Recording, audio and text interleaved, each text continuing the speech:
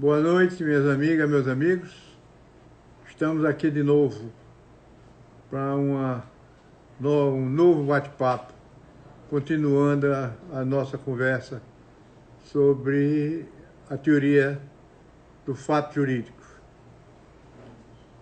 Hoje nós vamos conversar sobre o ato jurídico lato sensu, especificamente o ato jurídico stricto sensu e o negócio jurídico.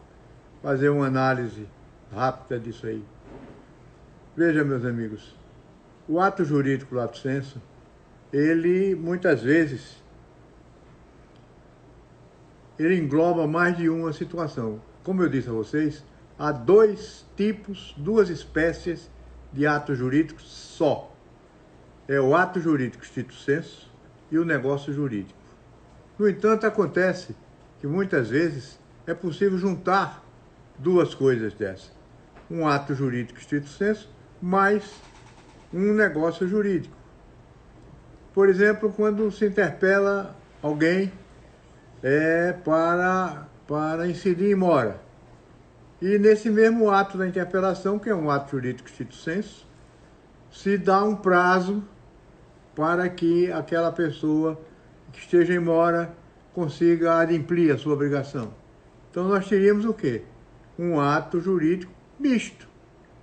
Esse ato jurídico misto não é uma espécie de ato jurídico. É um ato jurídico, stricto sensu, mais um negócio jurídico. Então não é espécie.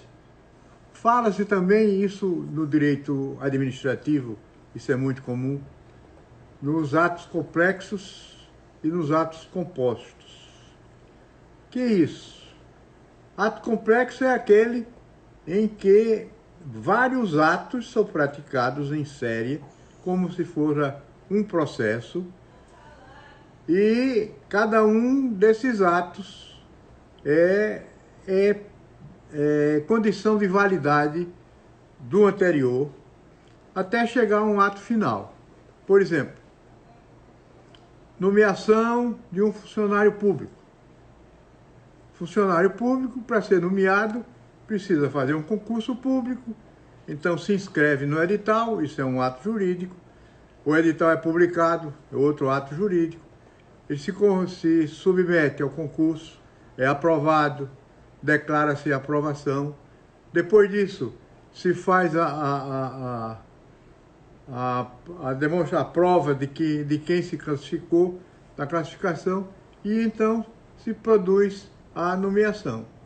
Todo esse conjunto de atos que se passam dentro de um mesmo poder, dentro do poder executivo, por exemplo, ou dentro do poder legislativo, ou dentro do poder judiciário, são atos seguidos, praticados, visando a uma coisa, a um ato final, que é a nomeação do servidor público. A isso se dá o nome de ato complexo. Quando esse ato complexo é praticado por vários poderes, por várias entidades diferentes que não integram o mesmo poder, nós temos um ato composto. Por exemplo, nomeação de um desembargador para o Tribunal de Justiça pela classe dos advogados. A Ordem dos Advogados indica a lista sêxtupla, o Tribunal de Justiça prepara uma lista tríplice e o governador nomeia. Então, essa série de atos compõe um ato só final, que é o ato da nomeação. Veja, a característica aí é que isso não é um negócio jurídico, nem é um ato jurídico. Aí há vários atos jurídicos e há negócios jurídicos intercalados nessa situação. Mas o que é importante nisso aí é o seguinte, é que o ato anterior, ele é pressuposto de validade, de eficácia do ato seguinte, até o último. Se nessa cadeia um ato é nulo, anula todo o procedimento posterior a ele. Então, na verdade, não são negócios jurídicos, nem espécies de ato jurídico stricto sensu, mas apenas maneira de como se realizam os atos jurídicos e os negócios jurídicos, visando aquele ato final. Bom, veja, o ato jurídico stricto sensu, nós já vimos, ele é sempre um ato unilateral, em que não há poder de autorregramento da vontade, né? Na verdade, o Ponte de Miranda me parece que é o único que fez uma classificação desses atos jurídicos stricto sensu. Eu não conheço outro autor que tenha feito uma classificação desses atos jurídicos stricto sensu. O Ponte de Miranda classificou em 5 espécies diferentes. Primeiro é ato jurídico stricto sensu reclamativo. Reclamativo é aquele ato jurídico em que alguém reclama de outrem a prática de um determinado ato. Por exemplo, num negócio em que há uma prestação alternativa. Eu contrato com alguém para que me venda durante a safra 6.000 sacas de milho ou 3.000 de arroz. Nessa escolha, alguém tem que fazer a escolha. Quem faz a escolha é o comprador. Mas o comprador pode, por exemplo, não fazer a escolha. Chega no vencimento e ele não faz a escolha. Então, o vendedor interpela o comprador, reclama do comprador que ele faça aquela escolha. Então, esse é um ato jurídico stricto sensu reclamativo. Sempre que se pede que alguém pratique um ato que deve praticar, esse ato jurídico é stricto sensu reclamativo. Comunicativo é numa hipótese igual a essa, quando a pessoa que faz a escolha comunica ao vendedor: olha, estou escolhendo o milho, quero o milho. Então ele comunica a sua vontade. No primeiro, ele reclama um procedimento. No segundo, ele comunica qual é a sua vontade naquele caso específico. Depois vem os enunciativos. Enunciativos são as confissões, os perdões, os depoimentos, os testemunhos.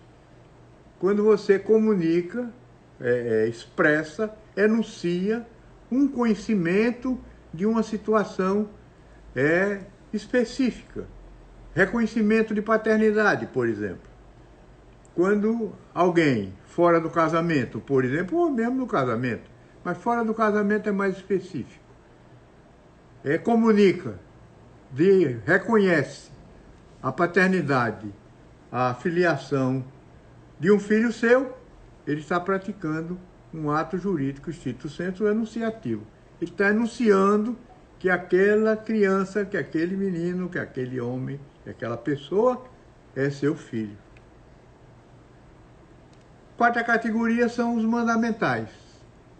Os mandamentais são quando alguém tem o direito de determinar, de exigir que alguém pratique, de mandar que alguém pratique um determinado ato.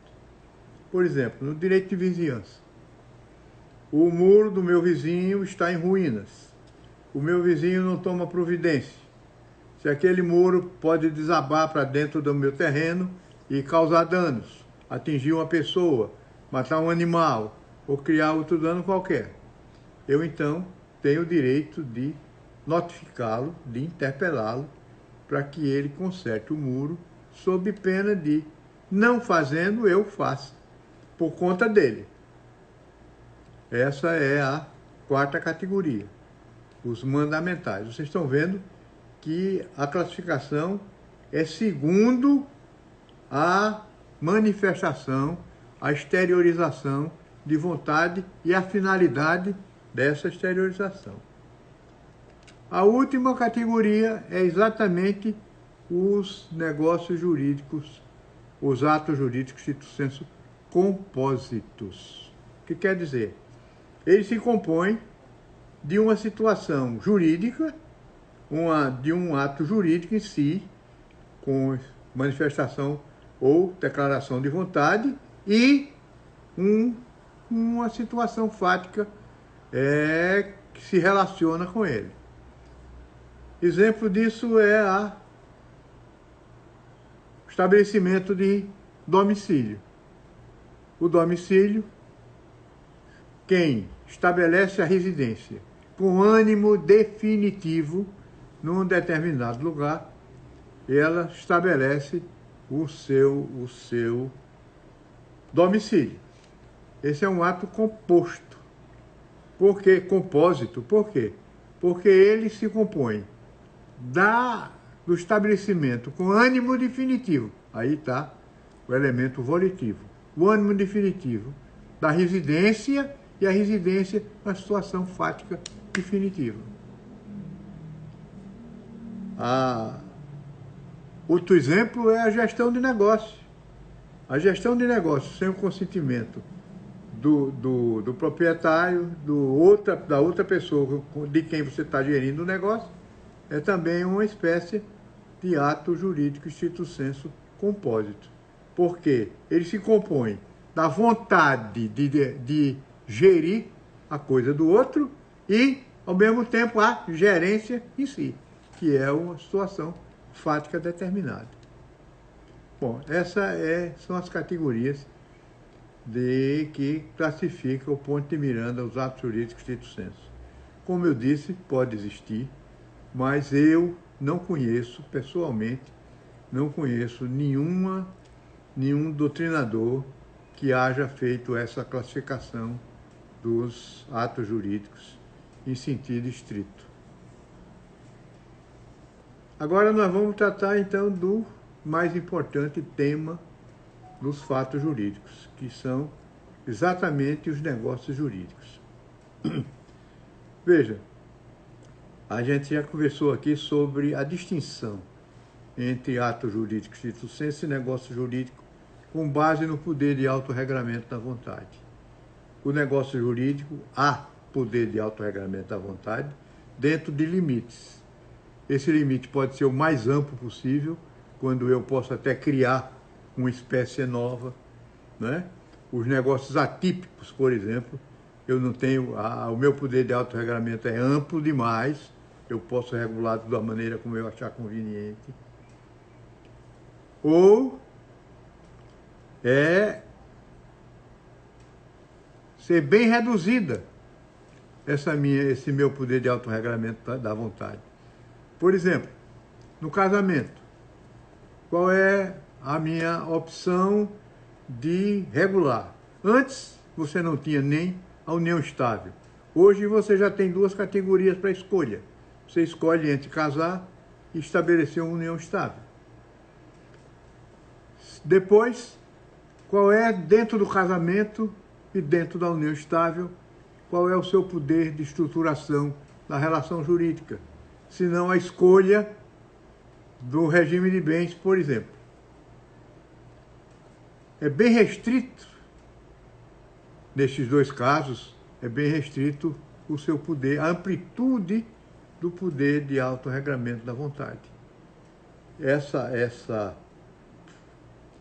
amplitude não caracteriza ou descaracteriza o negócio jurídico. Não importa se o seu limite é mínimo ou a sua amplitude é máxima. Isso não interessa. O que interessa é que você pode, dentro desses limites, manifestar a sua vontade e estabelecer e fazer o seu negócio, a escolha da sua categoria jurídica e a escolha da estruturação eficacial do negócio jurídico. Veja, mas quando se trata de fazer a distinção, muita gente acha que é desnecessária essa divisão entre ato jurídico stricto sensu e negócio jurídico. Na verdade, como eu já disse do começo, nas primeiras vezes, a categoria negócio jurídico veio pela identificação de que há atos em que você tem esse poder de autorregulamento da vontade e há atos que não existem. Então são duas coisas diferentes. O ato jurídico estrito sensu não é igual ao negócio jurídico em hipótese alguma. Então, para se ser científico, é preciso que se diga, há duas espécies. Então,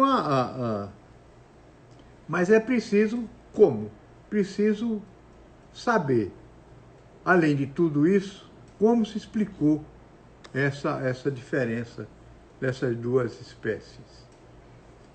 Veja bem, a primeira explicação foi entre declaração e manifestação de vontade. A doutrina alemã, que foi quem construiu essa teoria, o Ponte de Miranda aperfeiçoou, deu a ela o contorno definitivo, científico, sem erro, e abrangendo todas as espécies. Mas a doutrina alemã fez a primeira separação, foi essa. A negócio jurídico era uma declaração de vontade destinada a produzir um efeito jurídico. O ato jurídico estrito sensu, uma manifestação de vontade para obter os resultados previstos em lei. Então, essa foi a primeira distinção. Essa distinção, evidentemente, era insuficiente, como ainda hoje é.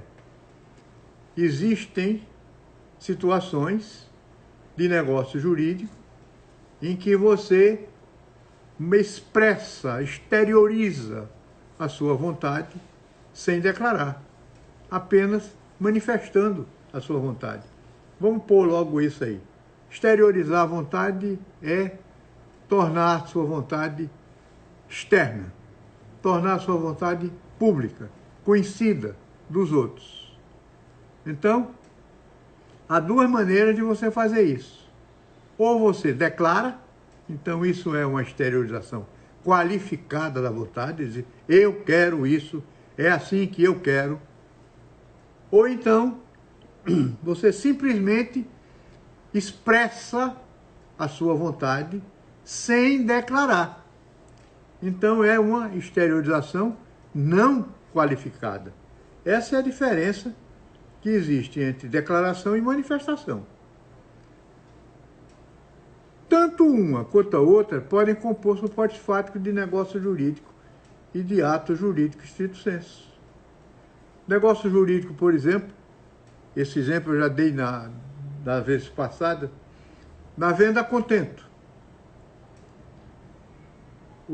Alguém sabe que você, um fabricante, um vendedor de vinho, que você é acostumado a comprar vinho, ele sabe que você gosta de um determinado vinho, ele lhe manda então uma caixa para que você experimente e se quiser consumir, que o faça. Então você, sem responder a ele, você consome o vinho. Você não declarou que queria comprar o vinho, mas expressou a sua vontade de comprar o vinho. Então, essa simples manifestação fecha o negócio jurídico. É a venda a contento. Então, o simples fato de não declarar, apenas manifestar, já compõe o suporte fático daquele negócio jurídico. Compra e venda de vinho, a contento ou não, é negócio jurídico, não é ato jurídico estrito sensu. Não há possibilidade de uma compra e venda ser um ato jurídico estrito sensu. Já segundo a doutrina alemã, o ato jurídico estrito sensu, ele precisaria ter de uma manifestação exclusivamente, uma manifestação de vontade em um determinado sentido. Ora, quando você pratica muitos desses negócios jurídicos, desses atos jurídicos stricto sensu, como por exemplo, o exemplo mais típico que me vem assim à mente sempre é o reconhecimento de paternidade. Ninguém reconhece paternidade sem declarar. Não adianta você chegar e dizer, ó, passa, entra, vai no cartório, o tabelião, o escrivão está lá, você passa a mão na cabeça do menino e você quis dizer que aquele menino era seu filho, manifestou, beijou a cabeça dele, abraçou ele. Isso não quer dizer nada. Se você não diz, esse menino é meu filho, o filho não é reconhecido. Então, o reconhecimento de paternidade exige declaração, não manifestação.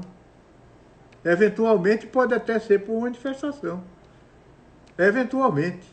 Mas eventualmente, por exemplo, numa ação de investigação de paternidade que você é compelido a reconhecer esse filho, sem precisar declarar. Apenas, por exemplo, não contestar a paternidade. Mas isso é situações extremas dentro desse contexto.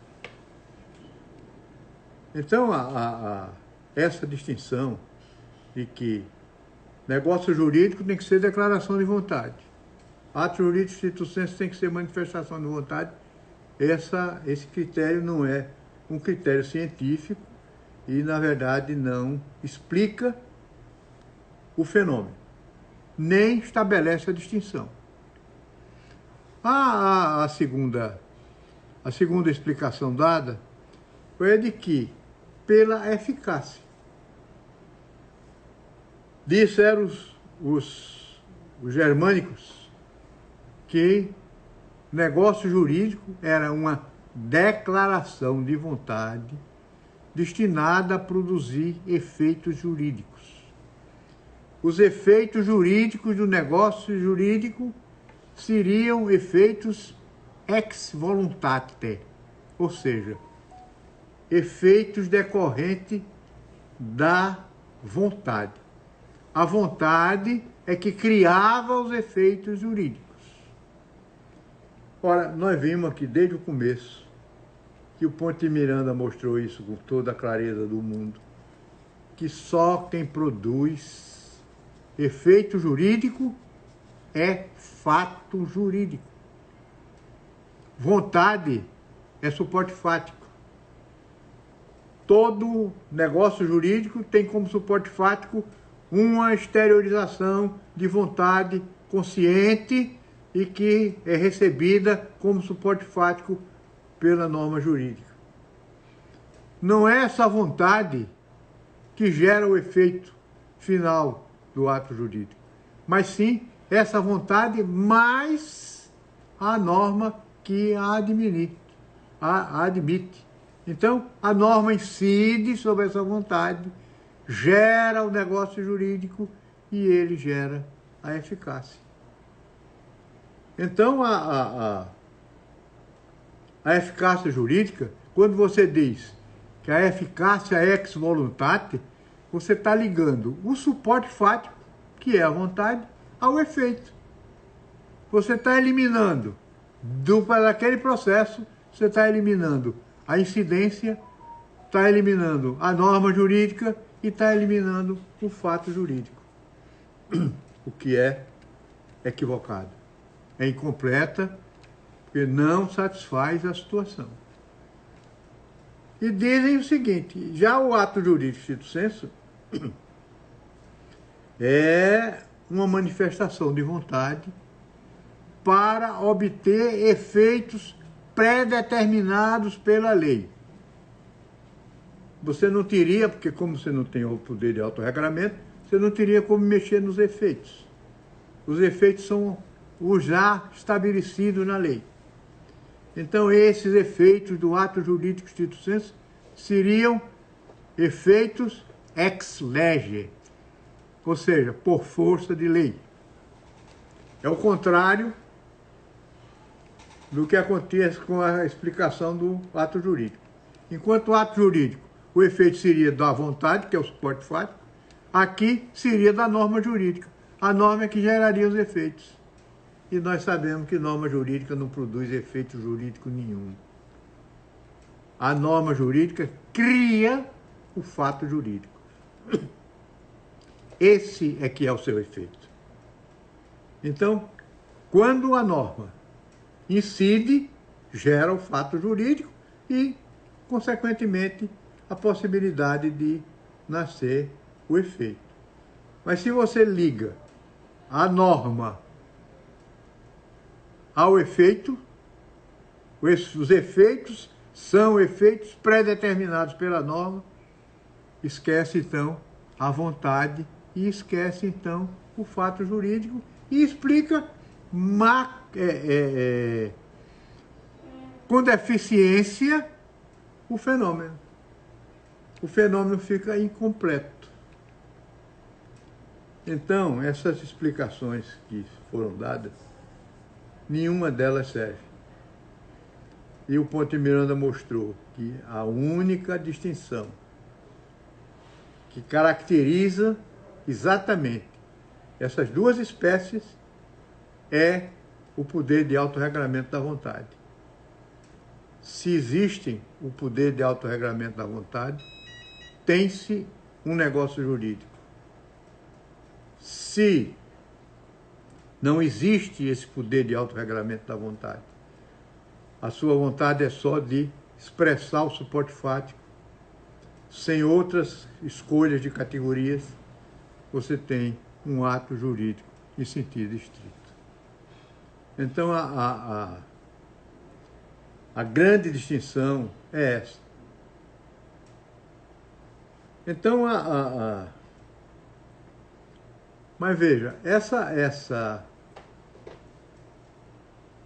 hoje em dia, existe ainda discussões em torno de ser adequado o conceito de negócio jurídico. Primeiro, vejam, quando se faz essas observações e se fazem essas objeções, elas se baseiam no quê? No mundo globalizado. O mundo evoluiu. O mundo passou do tempo em que essas categorias foram descobertas, vamos dizer assim, foram reveladas, e nessa revelação, elas foram feitas por uma época, um momento em que as coisas se passavam de uma determinada maneira e permitiu que se confundissem essas coisas. Você sabe perfeitamente que antigamente o mercado, a mercearia, o boteco da esquina, a loja, era todo no pessoal. Você tinha que ir negociar cada compra. Então, o negócio era realmente entre pessoas. Eu quero comprar e eu quero vender. Mas vejam bem, eu, por exemplo, vou contar uma história só para coisa, eu acho que eu já contei isso. Quando eu me casei, a primeira vez que eu fui fazer minha feira, nós fizemos uma relação, eu e minha querida esposa, fomos fazendo a feira e lá, quando chegou na hora do alho, nós botamos 1 quilo de alho na relação das coisas. E quando eu cheguei lá na loja, na mercearia, o caixeiro virou-se para mim e disse: "Você sabe o que é 1 quilo de alho? Eu vou mostrar ao senhor." Aí foi buscar lá dentro, era uma quantidade enorme, porque o alho é muito leve. "Doutor, moço, isso aqui se vende por cabeça e não por peso." As coisas eram assim. Quando eu era menino, na Avenida da Paz, eu ia buscar o pão numa venda que tinha perto de casa e lá comprava 1/4 de manteiga. Sabe o que é 1/4 de manteiga? Todo mundo pensa que é 250 gramas, não é. 1/4 de manteiga são 125 gramas. Então, pedia Seu Primitivo, que eu tenho a impressão que o nome dele era esse. Eu não tenho muita certeza se Primitivo era o nome do dono dessa merceariazinha, ou se Primitivo era o homem que me vendia o sorvete de um casquinho. Mas a minha ideia é que seria esse seu Primitivo. E eu chegava lá e dizia, seu Primitivo, eu quero 10 pães e quero uma quarta de manteiga. Aí o seu Primitivo me perguntava os 10 pães, a quarta de manteiga. Eu digo, não tem um uísque não, seu Primitivo. Ele aí pegava um pão crioulo, daqueles antigos, bem bonitinho, branquinho. Pegava aquela colher de pau, enfiava na lata de manteiga cadeado. E aí botava uma largada de manteiga do tamanho de um bonde, lá saía eu comendo aquilo ali. Os negócios eram feitos assim. Hoje não é mais assim. Hoje, a massificação dos negócios criou situações completamente novas. Os supermercados, por exemplo, as máquinas de vender produtos. Então, por causa disso, há quem diga categoria negócio jurídico não é uma categoria mais adequada. Isso é um equívoco. Porque, vejam bem, não é a maneira de você exteriorizar a sua vontade que faz o suporte fático. Eventualmente pode ser assim. Eventualmente. Por exemplo, numa compra e venda de bem imóvel, você tem que declarar uma escritura pública. Mas você pode fazer 1 milhão de negócios sem precisar declarar que está fazendo, só manifestando. Quando você entra num supermercado e apanha uma lata de leite na prateleira, leva no caixa, paga e vai embora, você comprou o leite? Comprou. O fato de você não ter perguntado se o cara queria vender e se ele perguntava se você queria comprar, não tem importância nenhuma. Porque no momento em que ele colocou lá na prateleira o leite, ele ofereceu aquele leite, fez uma oferta a você e ao público em geral. No momento em que você apanhou o leite, você aceitou a oferta dele. Na hora que pagou, fechou o negócio jurídico de compra e venda. O fato de não ter conversado, não ter expressado o que queria comprar, o que queria vender, não tem importância nenhuma. Mesma coisa na máquina que vende Coca-Cola, por exemplo. Em que você põe lá a ficha e sai a Coca-Cola embaixo. Ele diz, mas aí, quando é que está a declaração de vontade? Volto a repetir. A declaração de vontade não é elemento essencial. Pode ser, se o suporte fático estabelece essa declaração de vontade. Mas, na verdade, quando alguém põe uma máquina, enche de Coca-Cola e põe lá aqui uma ficha de 2 reais, deve ser introduzida para sair uma, ele lhe ofereceu. Quando você põe a moeda, põe a ficha e aperta o botão, ele sai a Coca-Cola, você comprou a Coca-Cola. O fato de ser pela máquina ou não pela máquina, isso não altera de modo nenhum a essência daquilo que você praticou, ou seja, uma compra e venda. E a compra e venda é o quê? Um negócio jurídico.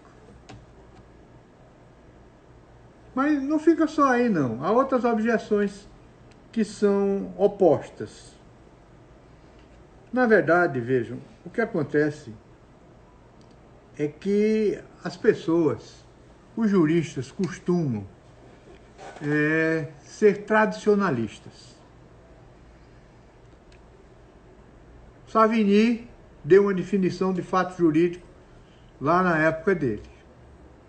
Essa definição veio séculos. Passaram-se os séculos, lá vem ele aí. Então, quando chega agora, você diz, não, essa definição não serve não, vamos arranjar outra, porque essa daqui só se via lá para o Savigny. Não é assim. A ciência A obrigação da ciência, a obrigação da doutrina é o quê? Fazer a evolução das coisas. Atualizar o sentido das coisas. Uma coisa que foi descoberta há 300 anos não pode ter o mesmo tratamento hoje. Por quê? Há 300 anos as situações fáticas eram umas. E hoje a situação fática é outra. Então, quando se diz a declaração de vontade é essencial, isso se pensava lá, mas mesmo lá já estava errado. Já não era assim. Então, é preciso a gente ter em mente que não é mantendo ou excluindo um conceito e criando um novo conceito que se vai resolver o problema. Pelo contrário, o que é preciso fazer é com que aquele conceito se atualize. E é exatamente isso que já aconteceu. Quando se falava lá em declaração de vontade, hoje já não se fala mais nisso. Apenas em exteriorização da vontade. E se aquela minha exteriorização da vontade caracteriza um suporte fático, eu pratiquei um negócio jurídico. Pratiquei aquele fato jurídico que está ali presente. Então, a gente não pode ficar no saudosismo. Há uma questão hoje muito interessante no que diz respeito ao direito do consumidor. Veja, o direito do consumidor é um microsistema dentro do direito civil. Queiram ou não queiram, é isso. É um microsistema em que um dos partícipes do negócio é o consumidor e o outro é o fornecedor ou o fornecedor do serviço ou do produto. Então, é um tipo de negócio jurídico em que só quem pode realizar são aquelas pessoas. O consumidor, o fornecedor ou o fabricante, o produtor. Isso não altera a natureza do negócio jurídico. Quando eu compro um liquidificador numa loja, eu pratiquei o quê? Um negócio jurídico de compra e venda. Quando eu contrato alguém para prestar um serviço, eu estou fazendo o quê? Um contrato de prestação de serviço. Só que dentro de um microsistema, em que somente determinadas pessoas com determinadas qualidades, qualificações, podem participar. Isso o que é? É o que se chama de elemento subjetivo dos suportes fáticos. Suporte fático tem elementos objetivos e tem elementos subjetivos. No mundo do direito tributário, por exemplo, é o Estado, o tributante e o tributado.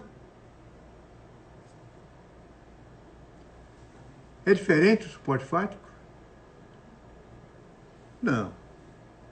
São microsistemas em que determinadas situações subjetivas são importantes.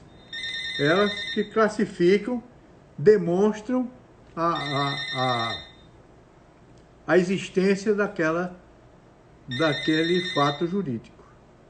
Então, na verdade, veja, no direito do consumo, o negócio jurídico não é um elemento excrescente. Pelo contrário, todos os negócios que você faz dentro do sistema, daquele microsistema que é o direito do consumidor, todos os negócios que você faz ali são negócios jurídicos. não há a possibilidade de você ter uma outra categoria. Se você compra um fogão, uma geladeira, um automóvel, seja o que for, você é consumidor. E o outro fornecedor, você está fazendo um negócio de direito de consumo, mas um negócio jurídico como outro qualquer. Não há, você não muda a figura jurídica daquele negócio. Então, quando se diz quando a pessoa diz que o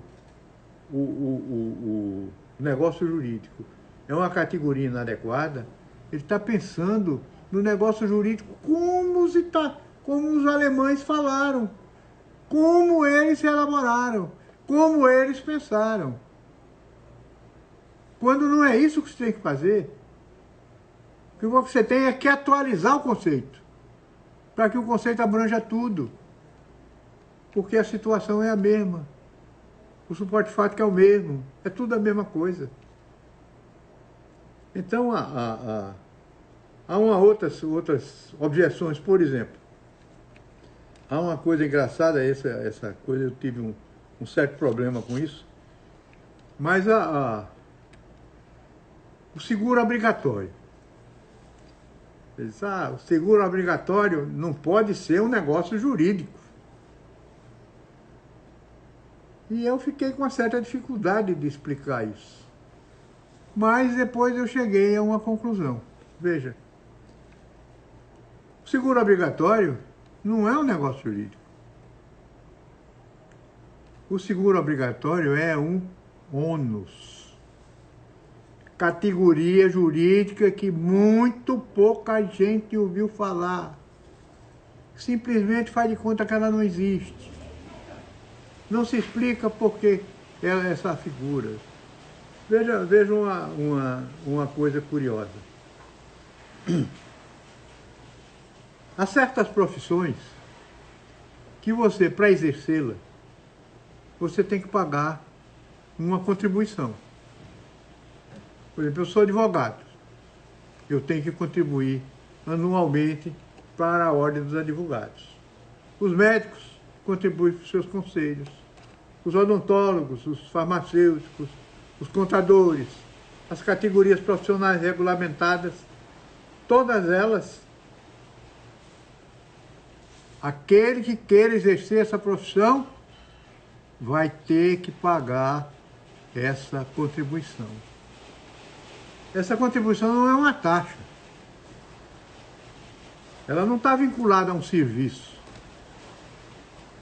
Essa contribuição é o que a doutrina italiana chamou de ônus.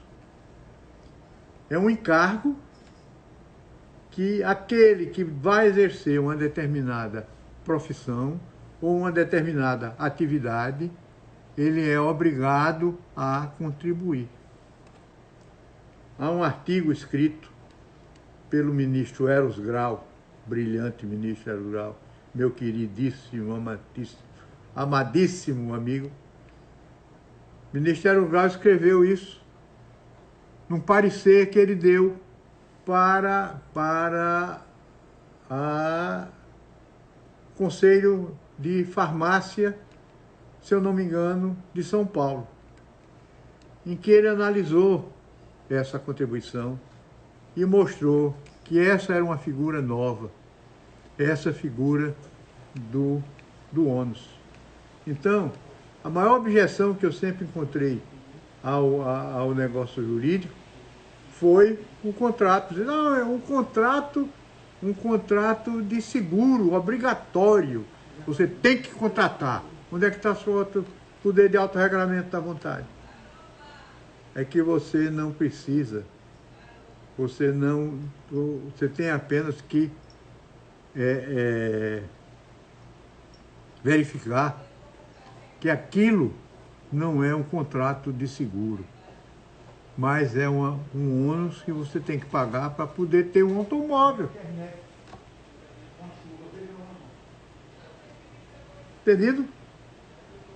Então, quando a gente examina essas coisas, a gente vê que essas objeções que são feitas são... ou a pessoa está arraigada ainda àquilo que veio do passado e que não fez a atualização desse conceito e que, portanto, não cabe essa alegação. Uma vez eu fui à Bahia fazer uma conferência e me pediram que falasse sobre isso. E eu tenho o hábito, quando eu chego para fazer uma conferência, eu chego na hora de fazer a conferência. E outros conferencistas já tinham falado na minha frente, eu não sabia o que é que eles tinham dito. E lá então eu comecei a expor isso aí e mostrar que estava totalmente errada essa objeção que se fazia, era um equívoco muito grande, essa objeção à categoria negócio jurídico.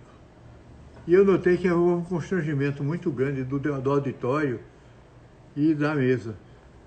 É que um colega nosso tinha feito na conferência anterior, ele tinha exatamente sustentado aquilo que eu estava demonstrando que não era correto.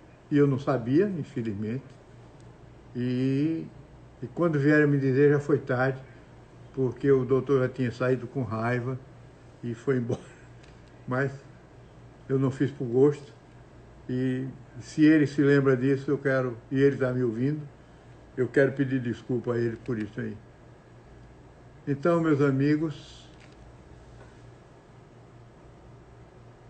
o negócio jurídico é essa figura.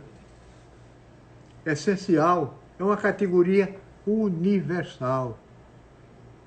Está presente no direito público e no direito privado, no direito processual, no direito internacional, no direito constitucional, no direito administrativo, todo canto.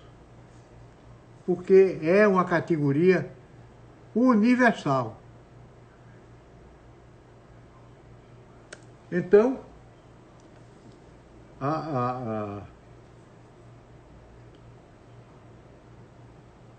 nós vamos então passar agora a analisar, talvez o tempo não dê, mas a gente analisar as várias classes de negócios jurídicos.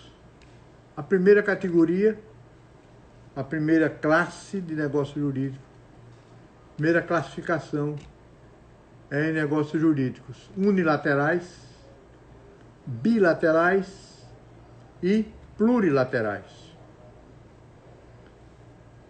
Diz-se unilateral, um negócio jurídico, quando a vontade é emanada apenas de um foco. De um lado, ela é emanada, não tem outro lado que com ela se componha. Por exemplo, meu cachorrinho desapareceu aí nessa epidemia e eu então ponho no jornal uma notinha: quem encontrar a Lulu, eu pago R$200 de prêmio para quem encontrar a Lulu. Eu faço uma oferta ao público. Somente eu. Ninguém mais tem a obrigação de procurar o Lulu, de encontrar o Lulu, de me devolver o Lulu. Ninguém. Só eu estou vinculado a isso. Porque só a minha vontade foi expressada. Então, esse é um negócio jurídico unilateral. Toda oferta é um negócio jurídico unilateral. Toda aceitação é um negócio jurídico unilateral. Então, essa categoria, quando um lado manifesta a vontade, negócio jurídico unilateral, e o outro lado manifesta a outra vontade, essas vontades coincidem sobre um objeto, embora elas sejam opostas, mas coincidem sobre o objeto, você tem um negócio jurídico bilateral, dos dois lados. Um oferta, outro aceita. Então, aqui, o negócio se bilateraliza. O negócio jurídico plurilateral é um negócio típico, negócio de sociedade, negócio de convenção de condomínio, coisa dessa espécie, que você tem várias vontades que são manifestadas num certo sentido, cada uma autonomamente, mas todas elas, coincidentemente, dirigindo-se a um mesmo objeto. Contrato de sociedade, por exemplo, 3, 4 pessoas. O contrato de um acordo de acionistas, uma convenção de condomínio. Todos esses são negócios jurídicos plurilaterais. Cada manifestante de vontade, cada declarante de vontade, cada exteriorizador de vontade compõe um lado do negócio. Então, unilateral é quando um lado só. Bilateral, os dois lados. E plurilateral quando mais de dois lados se compõem. Vejam, a lateralidade é diferente da pessoalidade. Você, de um lado, podem haver várias pessoas manifestando a vontade e o negócio ser unilateral. Por exemplo, 4 condôminos de uma fazenda, por exemplo, que o pai morreu e deixou para os 4 filhos. Esses 4 filhos ofertam a venda dessa fazenda ao público. Esse negócio é um negócio jurídico unilateral com pluripessoalidade. Mais de uma pessoa. Agora veja, não confundir a unilateralidade e bilateralidade negocial da unilateralidade e da bilateralidade contratual. São coisas diferentes. Enquanto um contrato é unilateral ou é bilateral, conforme ele tenha obrigações para os dois lados. E ele é unilateral quando só uma das partes tem, por exemplo, uma doação, somente o doador